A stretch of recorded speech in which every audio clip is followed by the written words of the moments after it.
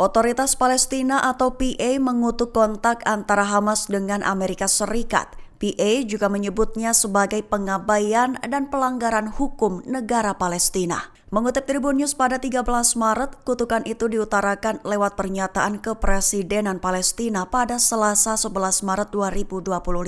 Pihaknya mengutuk kontak Hamas dengan pihak asing tanpa mandat nasional. Pihak asing yang dimaksud adalah utusan Amerika Serikat untuk urusan Sandra Adam Bowler. Presidensi Palestina menilai bahwa kontak Hamas dengan Amerika Serikat yang tanpa koordinasi merupakan bentuk pengabaian terhadap otoritas. Lebih tepatnya disebut sebagai pengalih perhatian dari posisi Palestina. Selain itu, presidensi Palestina bahkan menilai komunikasi yang dilakukan Hamas dengan Amerika Serikat tersebut telah melanggar hukum Palestina. Mengingat hukum Palestina mengkriminalisasi komunikasi dengan entitas asing.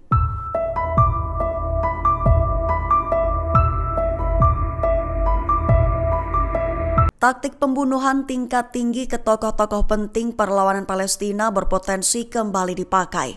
Mengutip Tribun News pada 13 Maret, hal itu menurut laporan dari sumber utama Al-Akbar pada 12 Maret 2025 kemarin. Tak sebatas akan melakukan pembunuhan tingkat tinggi saja, namun Israel juga berpotensi melakukan operasi komando di daerah berpenduduk di Gaza. Taktik-taktik itu akan dipakai jika upaya mediasi mengenai tahap kedua gencatan senjata atau perpanjangan tahap pertama gencatan senjata gagal. Mengetahui rencana itu, perlawanan Palestina telah menginstruksikan anggotanya untuk mengambil tindakan pencegahan keamanan yang diperlukan. Satu di antara langkah preventif tersebut adalah berhenti menggunakan handphone atau komunikasi nirkabel lainnya. Perlu diketahui, para narasumber Palestina menekankan bahwa jika merealisasikan taktik pembunuhan tingkat tinggi, maka eskalasi dan memanasnya situasi saat ini akan meningkat secara bertahap.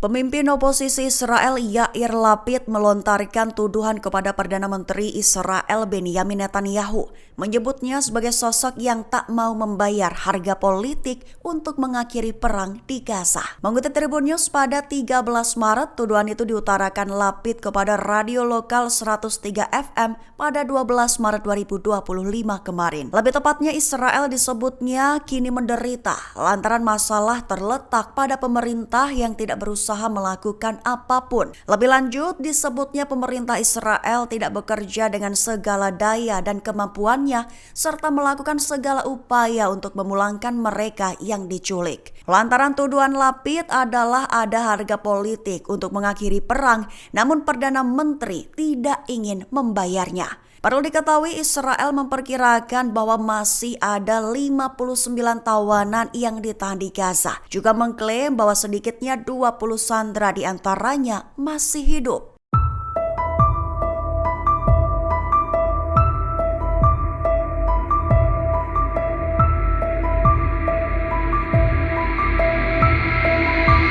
Presiden Amerika Serikat Donald Trump berikan bantahan klaim pengusiran warga Gaza di depan Perdana Menteri Irlandia Michael Martin. Selain itu, Martin juga menekankan bahwa Trump dengan pihaknya menginginkan perdamaian dunia.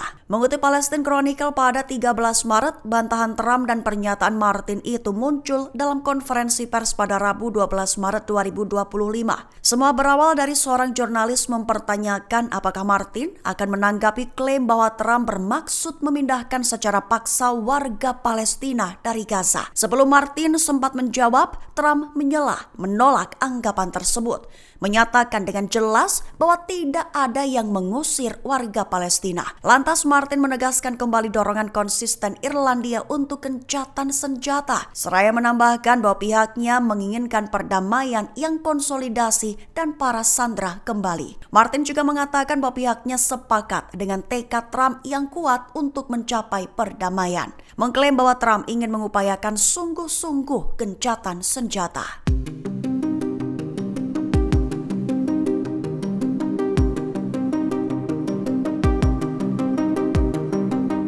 Oman diklaim luput dari pandangan Israel. Terkini media Israel mengklaim bahwa Oman menjadi satu di antara negara yang diam-diam membantu Houthi di Yaman. Mengutip Tribun News pada 13 Maret, hal itu menurut laporan sumber utama Israel Hayom beberapa waktu lalu. Menurut media Israel Hayom, Israel kurang memperhatikan tindak tanduk Oman, sehingga Israel lebih memfokuskan Iran dan Qatar yang jelas membantu Houthi. Namun Israel Hayom melaporkan bahwa Oman menerapkan sikap dua muka dan bertindak senyap. Pihaknya menuduh bahwa sejak tahun 2015, Oman membantu Houthi dengan menyediakan rute penyelundupan senjata dan akses terhadap sistem keuangan internasional. Lalu pada tahun 2017 dan 2019, rudal balistik Burkan 2 dan drone dikirim ke Houthi lewat Oman.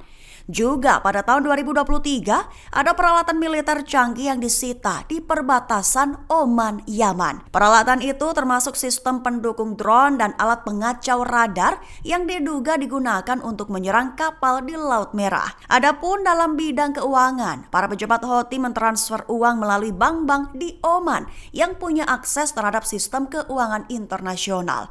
Selain itu juga, Oman diduga menyediakan suaka untuk para pejabat senior Houthi, termasuk juru bicara Houthi yang bernama Mohammed Abdul Salam. Para pejabat itu dituduh media Israel tersebut telah beroperasi secara terbuka dari Oman. Israel mengalami kerugian signifikan dengan 15.000 tentara IDF tewas sejak perang Gaza meletus. Mengutip Palestine Chronicle pada 13 Maret, hal itu dibongkar oleh mantan Menteri Pertahanan Israel Moshe Ya'alon dalam wawancaranya pada Selasa 11 Maret 2025. Lebih tepatnya, Ya'alon melontarkan kritikan ke pemerintah Israel, di mana Perdana Menteri Israel Netanyahu lebih mengutamakan kepentingan politik di atas keamanan nasional. Itu disebutnya justru menyebabkan konflik berkepanjangan dan meningkatnya korban dalam perang genosida Israel di Gaza. Dengan begitu, di saat Netanyahu dan Eyal Zamir ingin kembali mengobarkan perang, Ya'alon berkomentar. Menurutnya saat ini militer Israel sedang menghadapi tekanan militer yang sangat besar, mengingat Israel telah menderita kerugian yang signifikan sejak dimulainya genosida. Ya'alon mencatat bahwa tentara Israel telah kehilangan 15.000 personil dengan ratusan orang tewas.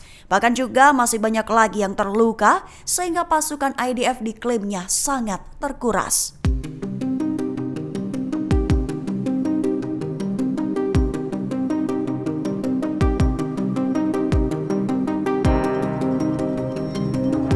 Download Tribun X sekarang, menghadirkan lokal menjadi Indonesia.